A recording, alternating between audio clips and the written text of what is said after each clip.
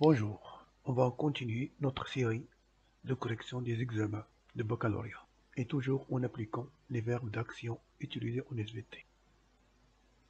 On commence aujourd'hui les exercices de l'unité numéro 2 concernant l'information génétique, et cela concernant les examens proposés durant les années 2018, 2020 et 2021 pour la première partie restitution des connaissances.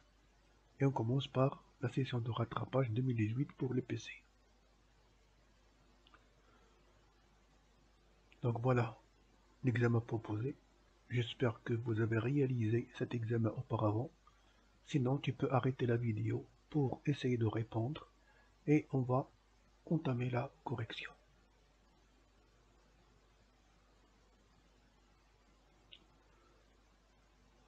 On vous demande d'abord de donner une définition concernant les termes allèle et mutation. Donc pour l'allèle, c'est bien sûr une version du gène. Si on parle du gène concernant la couleur des yeux, les allèles peuvent être soit noir, soit brun, soit vert, soit bleu, etc. Donc un allèle est une séquence nucléotidique qui représente l'une des formes, c'est-à-dire une version, que peut avoir un gène. Alors que la mutation est un changement au niveau de l'ADN. Donc un changement par addition ou soustraction ou substitution d'un nucléotide ou plus. Donc mutation est une modification aléatoire de la séquence de la molécule d'ADN qui peut toucher un ou plusieurs nucléotides. Puis on vous demande, dans la deuxième partie, les caractéristiques des chromosomes, forme et disposition changent selon la phase ou les phases de la méiose et de la mitose. Citez deux de ces caractéristiques pour chacune des deux phases suivantes. L'anaphase 1 de la méiose et l'anaphase de la mitose. Voilà donc l'anaphase de la méiose et voilà l'anaphase de la mitose. Et on vous demande de citer seulement deux caractéristiques qui caractérisent ces deux phases ou qui différencient ces deux phases l'une de l'autre. Par exemple, pour la mitose, l'anaphase de la mitose, qu'est-ce qu'on constate? Que le chromosome n'est formé que d'un seul chromatide. Par contre, ici, le chromosome il est formé toujours par deux chromatides reliés au centromère, et que la séparation des chromosomes se fait par clivage du centromère. Par contre, lors de l'anaphase 1, la séparation des chromosomes homologues se fait bien sûr sans clivage du centromère. Donc l'anaphase 1 se caractérise par les chromosomes sont à deux chromatides. Vous voyez, ils sont à deux chromatides reliés au centromère. Et la séparation des chromosomes homologues se fait sans clivage du centromère. Par contre, lors de l'anaphase de la mitose, les chromosomes sont formés seulement d'une seule chromatide ou un seul chromatide, alors que la séparation des chromatides de chaque chromosome se fait par clivage du centromère. Troisièmement, les figures ci-dessous présentent trois étapes d'un phénomène biologique en relation avec l'expression de l'information génétique. Donc lorsqu'on parle de l'expression de l'information génétique, bien sûr on parle de la transcription et la traduction. Donnez le nom du phénomène présenté par les trois étapes et le nom de chaque étape, 1, 2 et 3. Donc vous voyez bien ici, dans ces figures, on parle de acides aminés. Méthionine, phénylalanine, proline, glycine, etc. Donc vous voyez bien ici, il y a assemblage des acides aminés par la lecture de l'ARN messager. Donc il s'agit bien sûr de la traduction. Et on sait que la traduction se fait en trois étapes. Remarquez ici, le premier codon AUG, c'est le codon initial. Donc la première étape, c'est l'initiation. Ici, bien sûr, on a une suite d'assemblement ou d'assemblage des acides aminés, donc c'est élongation. Alors que ici, vous voyez bien ici UAG, ça veut dire un codon stop, donc c'est la fin de la lecture ou de la traduction, donc on parle de terminaison.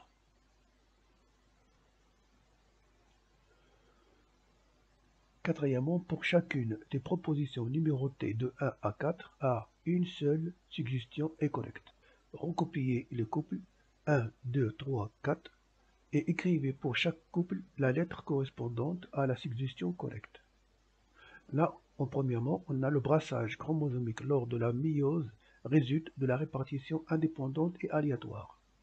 Remarquez ici, on a ici le brassage, donc on a ici deux paires de chromosomes, bleu et rouge, et remarquez ici, il y a un changement de fragment. C'est ça ce qu'on appelle le brassage chromosomique ou bien sûr le brassage intrachromosomique. Il peut y avoir bien sûr le brassage interchromosomique. Là, on parle seulement du brassage chromosomique en général.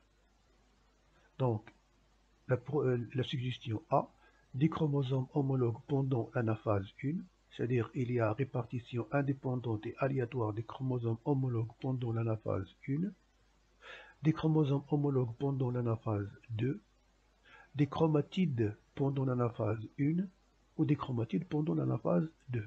Donc vous voyez bien sûr que les chromosomes vont se répartir d'une façon indépendante et aléatoire pendant l'anaphase 1. Donc ça sera A. Deuxièmement, durant la métaphase de la mitose, chaque chromosome est formé. Alors remarquez ici la métaphase de la mitose. On voit ici que les chromosomes sont répartis au niveau de la plaque équatoriale. Et chaque chromosome est formé de deux chromatides reliés par un centromère. Donc si on cherche, donc les chromosomes sont formés d'un seul chromatide non, de deux chromatides constitués chacun d'un brin d'ADN, de deux chromatides constitués chacun de deux brins d'ADN, de deux chromatides, l'une constituée d'un seul brin, l'autre constituée de deux brins d'ADN. Donc la réponse juste c'est C. Donc le chromosome est formé de deux chromatides constituées chacune de deux brins d'ADN. Donc c'est ça. Troisièmement, dans le cas du monohybridisme, le croisement entre un individu homozygote récessif et un individu hétérozygote donne. Donc vous voyez ici, le croisement, on a un individu A qui est homozygote récessif. Donc s'il était récessif, il sera NN. Et son phénotype, c'est petit n. Il va donner bien sûr un seul type de gamète 100%. Par contre, le croisement avec l'individu qui est hétérozygote, ça veut dire qu'elle porte les deux allèles différents, grand N et petit n, grand N est dominant, petit n est récessif. Bien sûr, elle va donner un demi de gamète grand N et un demi de gamète petit n. Et la rencontre des gamètes va donner bien sûr un demi grand N petit n, c'est-à-dire le caractère dominant, seulement un demi, c'est-à-dire 50%, et le caractère récessif aussi un demi, c'est-à-dire 50%. Donc on va avoir 50% dominant, 50% récessif. Donc si on cherche, donc ce croisement va donner 25% de phénomène récessif, 75 non, 75 25 non, 25 50 50 ou 25 non. Donc 50 50, c'est ça la réponse juste. Donc 50% phénotype récessif, 50% phénotype dominant.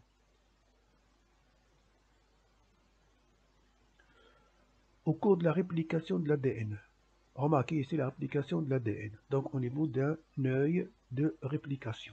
Il y a séparation des brins parentaux et chaque brin va constituer bien sûr la matrice ou une matrice pour la réplication d'un nouveau brin qui sera bien sûr complémentaire à l'ancien.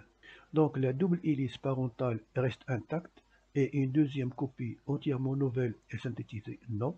Chaque brin des deux molécules d'ADN formées contient des fragments anciens et des fragments nouvellement synthétisés non. Les deux brins de la double hélice parentale se séparent et chacun d'eux sert de modèle pour la synthèse d'un nouveau brin complémentaire. Ça, c'est juste. La double hélice parentale ne sert pas à la synthèse de deux nouvelles copies non. Donc c'est C. Donc ce qu'on doit écrire comme couple 1A, 2C, 3D et 4C. Et si on passe à l'examen proposé à la session normale 2020 pour les SVT. Là aussi, j'espère bien que vous avez réalisé cet exercice. Sinon, bien sûr, vous pouvez arrêter la vidéo pour essayer de le résoudre. Donc, on entame la correction. Alors, comme toujours, on vous demande de répondre sur la feuille de rédaction aux questions suivantes. Définir le génie génétique. Citer deux exemples d'application du génie génétique, l'un dans le domaine agricole, l'autre dans le domaine médical. Alors, comme définition du génie génétique, on sait bien que le génie génétique est un ensemble de techniques nécessaires à la modification du génome d'une cellule ou lui donnant un gène utile pour lui donner de nouveaux caractères. Donc, comme définition, le génie génétique est l'ensemble des techniques qui permettent la modification génétique d'une cellule, d'un groupe de cellules ou d'un organisme afin de leur permettre d'exprimer de nouveaux caractères. Citez deux exemples d'applications dans le domaine agricole et dans le domaine médical. Dans le domaine médical, bien sûr, par exemple, synthèse de l'insuline ou certaines hormones. Et pour le domaine agricole, par exemple, avoir une plante qui peut résister aux microbes ou peut résister aux parasites, etc.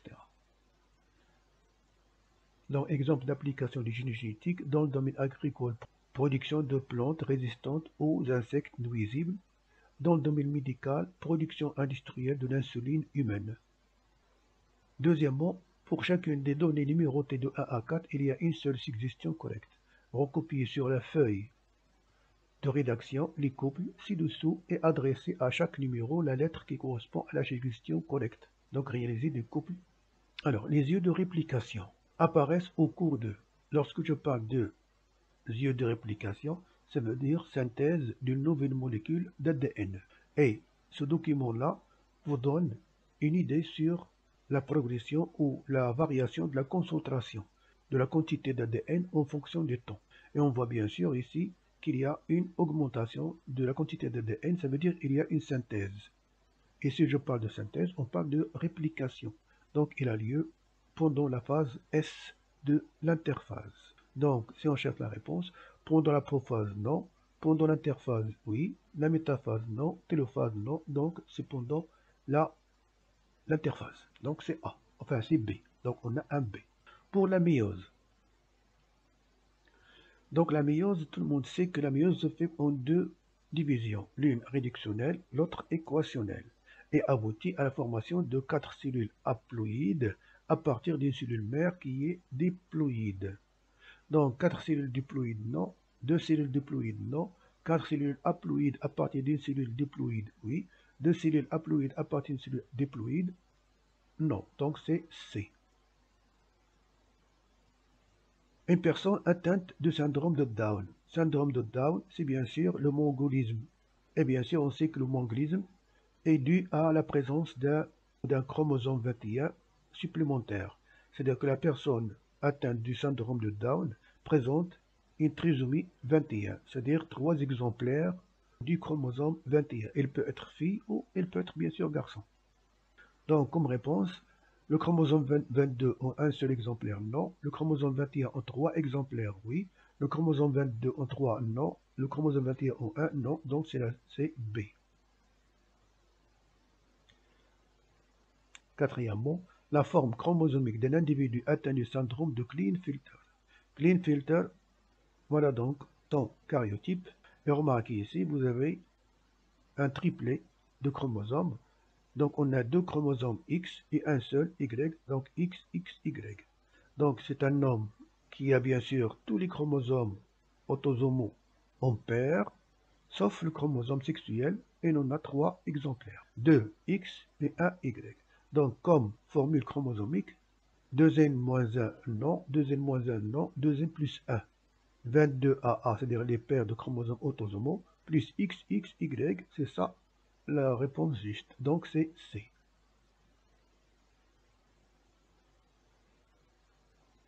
Maintenant, on vous demande de copier sur la feuille de rédaction la lettre correspondante à chaque proposition, par exemple A ou B ou C, etc., parmi les propositions suivantes, puis écrire devant chaque lettre vrai ou faux.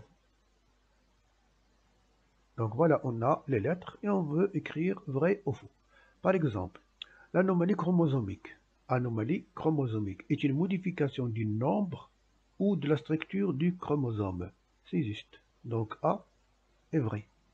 La translocation réciproque est le transfert d'un fragment du chromosome sur un autre chromosome. Remarquez ici la translocation. C'est-à-dire, lorsqu'on parle de translocation, donc location, ça veut dire le local, et trans, ça veut dire changer. Donc changer le local. Là, on voit bien sûr, il y a un changement de local, mais il est réciproque. c'est-à-dire que les deux chromosomes reçoivent un morceau du chromosome de l'autre chromosome. Donc ça s'appelle la translocation réciproque. Donc le transfert d'un fragment de chromosome sur un autre chromosome, donc c'est faux. La translocation chromosomique équilibrée modifie le nombre de chromosomes chez l'individu porteur de cette anomalie. Voilà par exemple un exemple.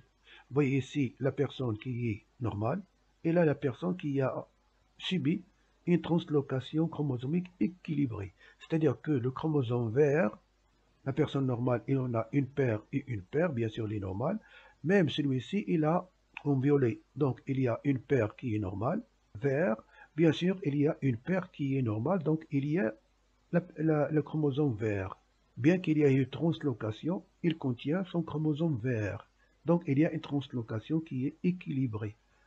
Donc il ne modifie pas le nombre des chromosomes chez l'individu porteur de cette anomalie. Donc c'est faux.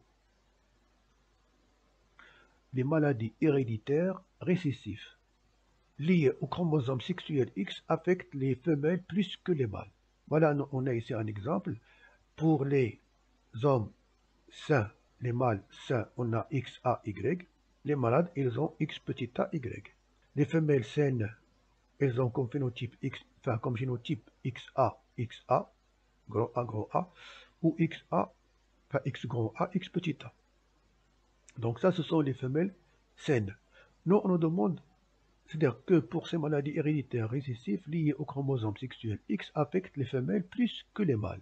Alors, qui sera affecté? Est-ce le mâle ou la femelle lorsque les maladies sont récessives? Remarquez ici, l'homme porte l'allèle récessif. Là, la femelle porte l'allèle récessif. Et bien qu'elle porte l'allèle récessif, elle est saine. Par contre, pour le mâle, s'il porte seulement un seul allèle récessif, il sera atteint. Par contre, la femelle, pour qu'elle soit atteinte, il faut qu'il y ait deux allèles, petit a, petit a. Donc le plus atteint, c'est bien sûr l'homme, qui sera bien sûr plus affecté que la femelle. Donc c'est l'inverse de ceci, donc c'est faux.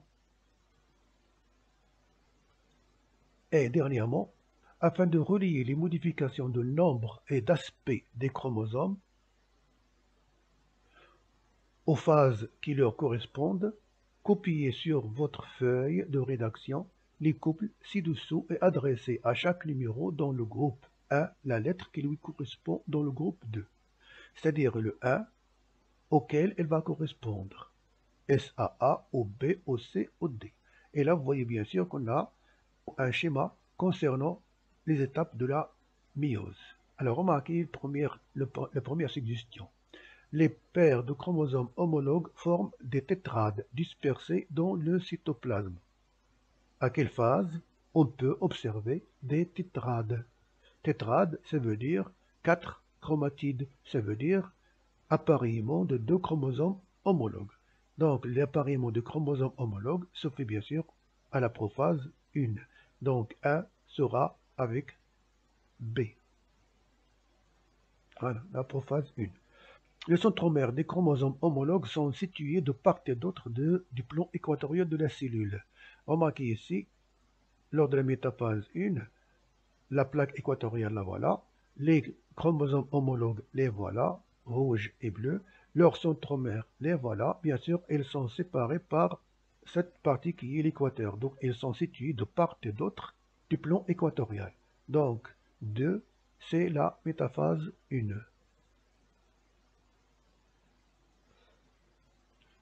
Les centromères des chromosomes à 2 chromatides sont situés au niveau du plan équatorial de la cellule. Les centromères des chromosomes à 2 chromatides, c'est-à-dire les chromosomes sont toujours formés par 2 chromatides, sont situés au niveau du plan équatorial de la cellule. Remarquez ici, le plan équatorial, les chromosomes sont formés toujours de 2 chromatides et leurs centromères sont situés au niveau bien sûr de la plaque équatoriale. Donc c'est la métaphase 2. Donc 3, on peut la lier à la métaphase 2. Donc 4, les chromosomes non dédoublés perdent leur condensation formant la chromatine. Donc la chromatine, là voilà un exemple, et les chromosomes vont perdre leur condensation pour donner ce qu'on appelle la chromatine. Donc c'est la télophase 2.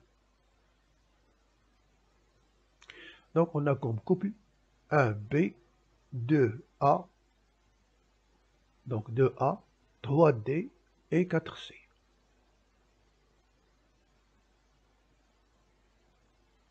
Donc tu peux arrêter la vidéo et essayer de répondre rapidement aux questions si vous n'avez pas réalisé cet exercice. C'est très simple, ça demande seulement 5 à 10 minutes de votre temps. Alors, comme correction. Donc on nous demande bien sûr de répondre sur la feuille de rédaction aux questions suivantes. Définir l'arbre généalogique et carte chromosomique ou karyotype. Donc comme arbre généalogique, voilà un exemple. Donc c'est quoi un arbre généalogique? C'est bien sûr une représentation des personnes, mâles et femelles, c'est-à-dire mari et femme, et ainsi leur progéniture, leurs parents, etc.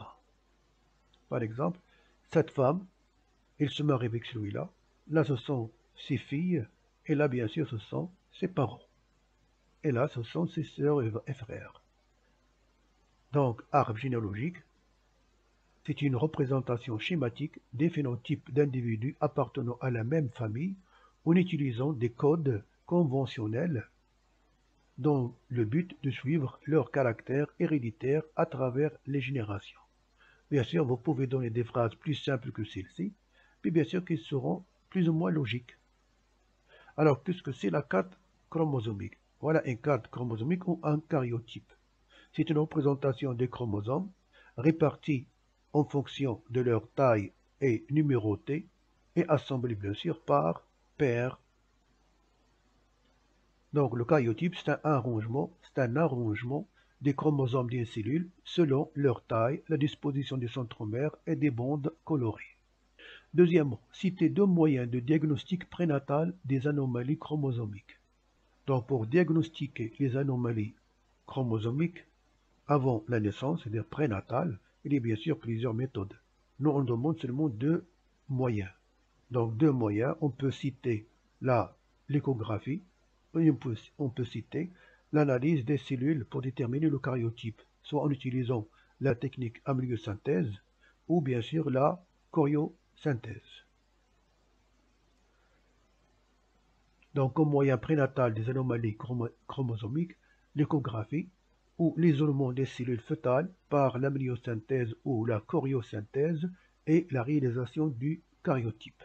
Et en fin de compte, on vous demande de donner deux exemples de difficultés relatives à l'étude de la génétique humaine. Donc bien sûr, on peut dire que l'homme n'est pas un matériel génétique propre à l'expérimentation. D'autres problèmes, c'est-à-dire la durée de la génération, en plus le grand nombre de chromosomes que contient la cellule humaine, etc. Donc il y a pas mal de difficultés. Donc parmi ces difficultés, on peut dire l'homme n'est pas sujet de croisements expérimentaux, l'homme n'est pas sujet d'induction de mutation par des mutagènes, nombre de descendants qui est très faible, nombre élevé des chromosomes, longue période de gestation, c'est-à-dire qu'il peut durer jusqu'à 9 mois ou plus, le cycle de développement est long. Deuxièmement, pour chacune des données numérotées 1 à 4, il y a une seule suggestion correcte. Copier sur la feuille de rédaction les couples ci-dessous et adresser à chaque numéro la lettre qui correspond à la suggestion correcte. Donc, la méiose. La méiose est constituée d'une succession de deux divisions et d'une interphase. Division réductionnelle précédée d'une division équationnelle, non. Division réductionnelle suivie d'une division équationnelle, oui. Succession de deux divisions précédées chacune d'une interphase, non. Donc succession de deux divisions et d'une interphase. C'est pas ça la méiose. La méiose, c'est seulement deux divisions qui se suivent. C'est la division réductionnelle suivie d'une division équationnelle, donc c'est C. Dans le cas d'une maladie héréditaire liée à un allèle dominant porté par le chromosome X. Donc là, on va avoir un allèle qui est dominant. Donc le malade, il va être pour le mâle XA, grand AY. Pour la femelle, il a bien sûr deux génotypes XA, XA, XA, X petit a. Alors que le sein, chez le mâle, il y a seulement X petit a Y et la femelle, elle doit être bien sûr homozygote X petit a, X petit a. Alors la question. Dans le cas des maladies génétiques dominantes liées au chromosome sexuel X, Le père atteint de la maladie est hétérozygote. Remarquez ici, il porte seulement un seul A. Un seul A. Donc on ne peut pas dire qu'il est hétérozygote. Parce que hétérozygote doit porter deux allèles qui sont différents. Une femme saine donne naissance à un garçon malade. Une femme saine, voilà la femme saine. Il ne peut pas donner un garçon sain, mais seulement des garçons qui sont malades. Donc une femme saine donne naissance à un garçon malade. Non, les femmes saines ne donnent que des enfants qui sont sains parce qu'il va donner seulement X petit a, alors que le mâle va donner Y. Donc l'enfant, il va être X petit a Y, il sera bien sûr sain, donc il ne sera pas malade. Donc c'est faux. Un père atteint de la maladie donne naissance à une fille saine. Un père qui est malade, X, A, Y, le voilà, va donner à sa fille X grand A, qui est bien sûr dominant, et il va être bien sûr malade. Elle ne sera pas saine, la fille. Un père atteint de la maladie donne naissance à une fille malade. Donc un père qui est malade, bien sûr, va donner toujours des filles qui seront malades, puisque l'allèle est dominant. Donc D. Le brassage intrachromosomique. Donc lorsque je parle de brassage intrachromosomique, c'est-à-dire qu'il y a changement de fragments de chromatides entre les chromatides de deux chromosomes homologues. Donc l'échange de fragments entre chromosomes non homologues, non. Donc échange de fragments entre les chromosomes homologues lors de la prophase 1. Échange de fragments entre chromosomes non homologues, c'est faux. Donc homologue, c'est ça, c'est juste. La séparation aléatoire des chromosomes homologues lors de l'anaphase, non. La séparation aléatoire des chromosomes non homologues, non. Donc ce sera B. Dernièrement, la mitose. Donc la mitose, remarquez, c'est la cellule mère et subi une division qu'on appelle mitose pour donner deux cellules filles qui sont totalement identiques à la cellule mère. Donc c'est une division qui est conforme. Donc le brassage intrachromosomique suite au phénomène d'enjambement chromosomique, non, il n'y a pas de brassage lors de la mitose. La conservation du nombre des chromosomes chez les cellules filles en comparaison avec la cellule mère, oui, là il y a deux chromosomes et chacune a bien sûr deux chromosomes. Le passage d'une cellule mère diploïde à deux cellules filles haploïdes, non. Si les diploïdes des deux cellules filles seront aussi diploïdes. La séparation aléatoire des chromosomes lors de l'anaphase 1. Il n'y a pas de l'anaphase 1 lors de la mitose. Donc la seule réponse qui est valable, c'est B.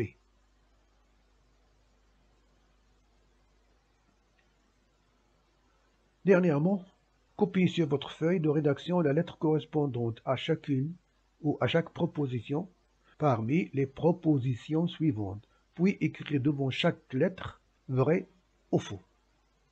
Le syndrome de Down résulte d'une perte d'un chromosome 21. Non, c'est un gain de chromosome 21. Donc il y a un chromosome 21 supplémentaire, donc c'est faux. La réplication de l'ADN est semi-conservative. Donc semi-conservative, ça veut dire que chaque molécule d'ADN ou chaque nouvelle molécule d'ADN a la moitié, c'est-à-dire un brin ancien et un brin nouvellement formé, c'est-à-dire néoformé. Donc elle est semi-conservative, donc c'est juste, vrai.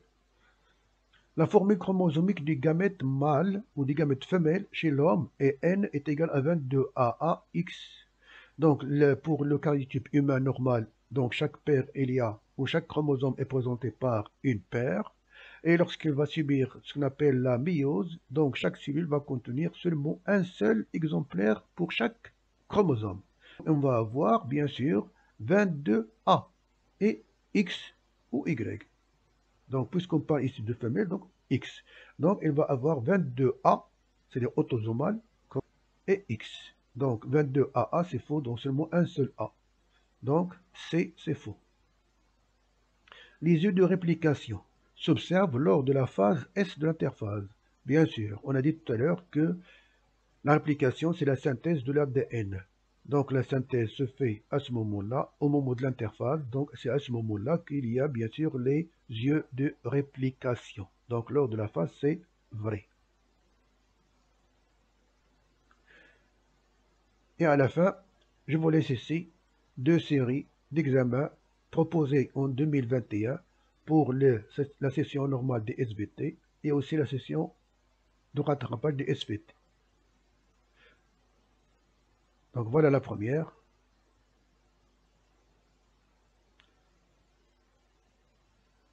Et voilà la seconde.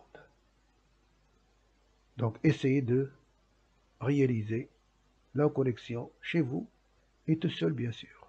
Allez, je vous laisse. Je vous souhaite bon courage et à bientôt.